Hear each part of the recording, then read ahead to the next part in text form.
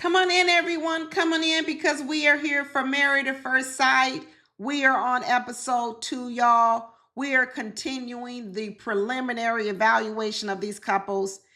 First episode, we got introduced to Will and Brittany. I had to give them a thumbs down. I'm not seeing it, not seeing it all. I'm not feeling it. The next couple, Josh and Jalen, I'm giving them a thumbs up so far. Absolutely. I'm rooting for them. Now, hey, these are just my preliminary predictions. They could change at any time. All right. As the season goes along, I can see different things that makes me change my mind.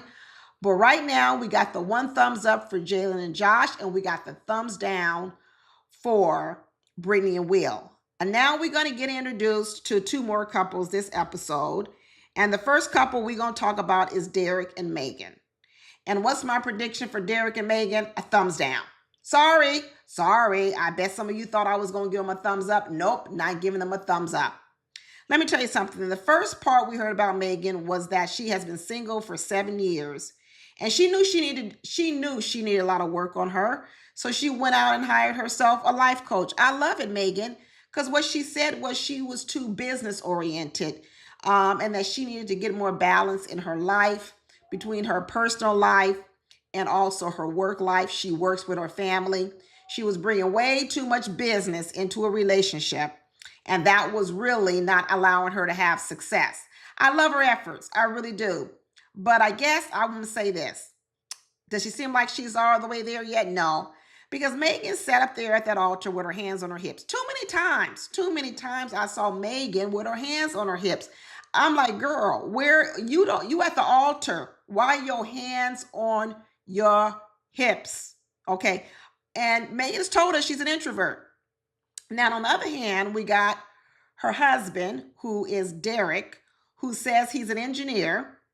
He's an extroverted engineer. He likes to travel a lot. He's been all around the world, lived different places, anywhere from Mexico to Bali to Spain. And I said, And he said how he loved dating in those countries. And I thought to myself, those women don't look anything like Megan. Megan is a country girl from Austin, Texas. Okay. She says she's from Louisiana, but they moved to Austin, Texas. Any event, he seems like a wanderer. He's an extrovert. He likes to bounce around, and he likes EDM music.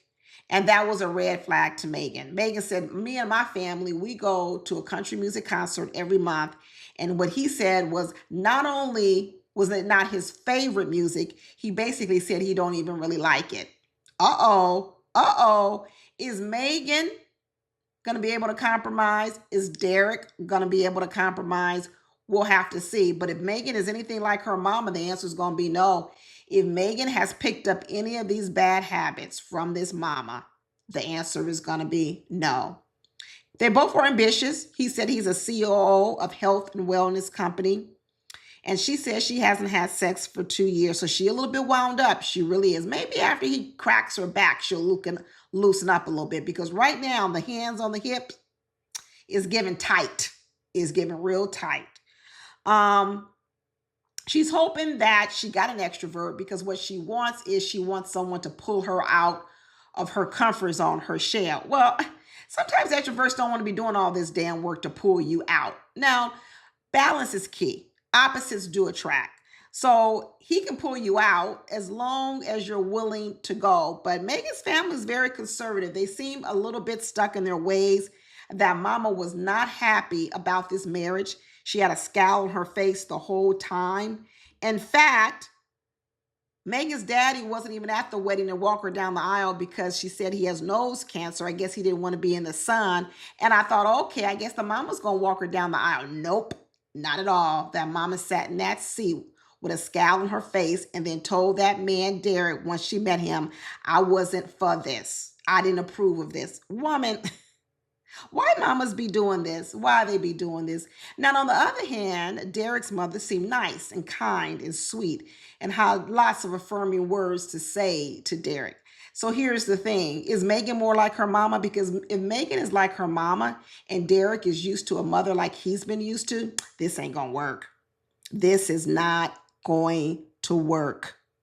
A sweet mama versus a cold, harsh, critical mama. When Megan was sitting at her table during the reception. And she was overwhelmed with emotions because she was actually very happy, very pleased with how the matchmakers matched her with Derek. That mama came over to her and saw her crying and said, "What's wrong with you?" Ooh, mama. These mamas, I'm telling you, these mamas out here be something, something, something else.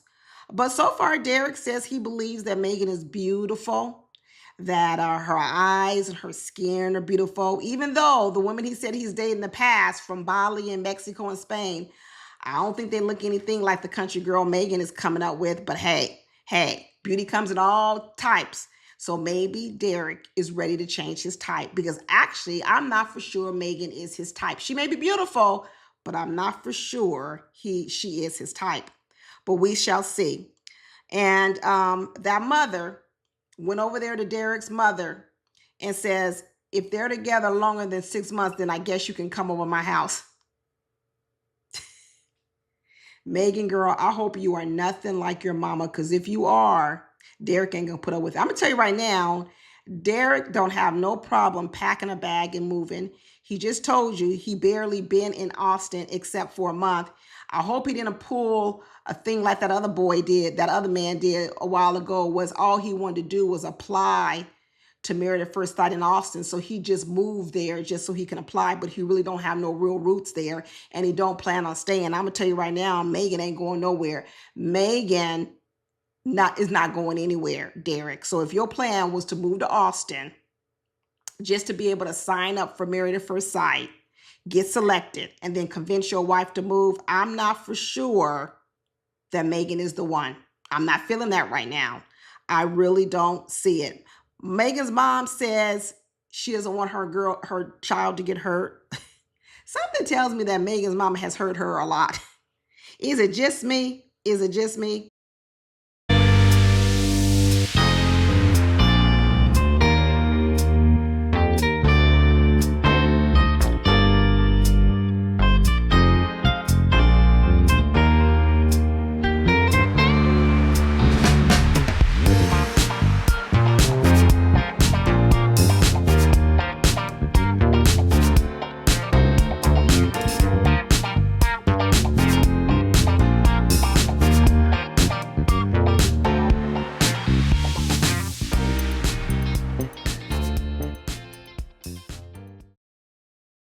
But you know what else I got to move on to next? Another couple I'm going to give a thumbs down to, Pat and Rhonda. Thumbs down. I don't see it, y'all. I don't see it long term. I think it's going to be a lot of hot sex in the beginning, but I think it's going to fizzle out, because I'm not for sure Pat can put up with Rhonda long term. Rhonda's a lot. She hell on wheels, you could tell. Anybody jumping into the pool with their wedding dress on, she hell on wheels. Then her kids even said it. When your kids, who are only in their 20s, also can't handle you, and you in your 60s, you hell on wheels.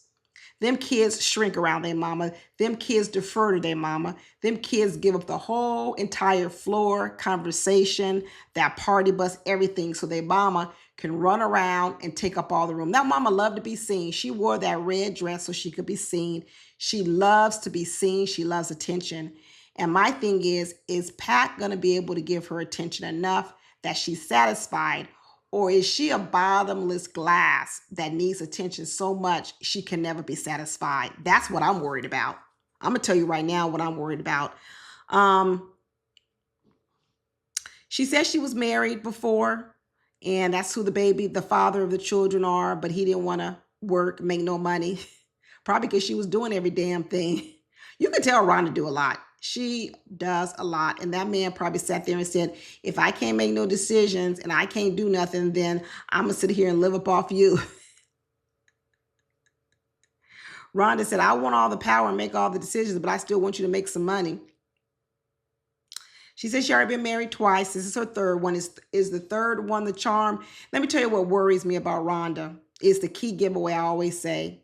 When people come and they talk and they say, I'm looking for somebody to accept me as I am, it don't work out.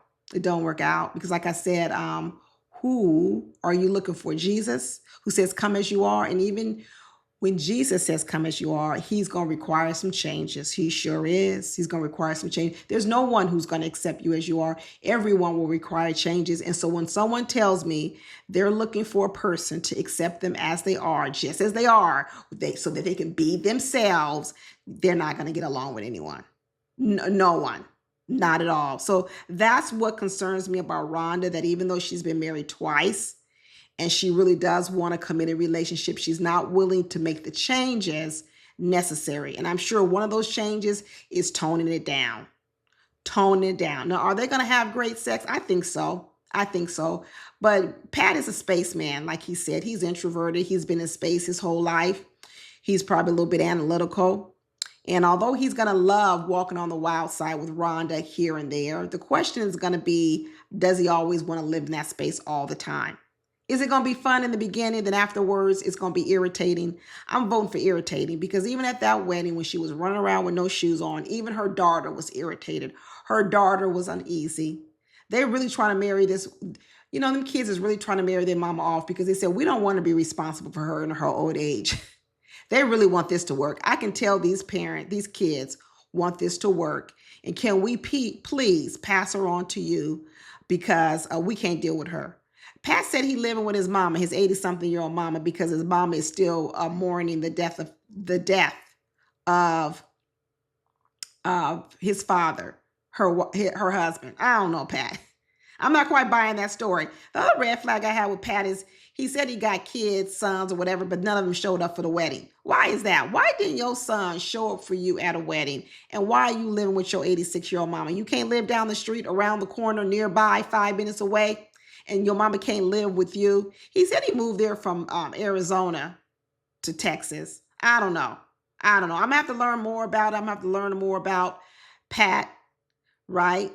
But right now, and I'm telling you right now, it's going to be a thumbs down. I see too many things about these two that don't match well. And although it feels exciting in the beginning, this feels like one of those relationships that's going to crash and burn. Really, it really does feel that way. But that's all I got right now, y'all. Hopefully you will continue watching the season with me, and I'll be back because we got one more couple I got to be introduced to. That's Jalen's mama and her new husband.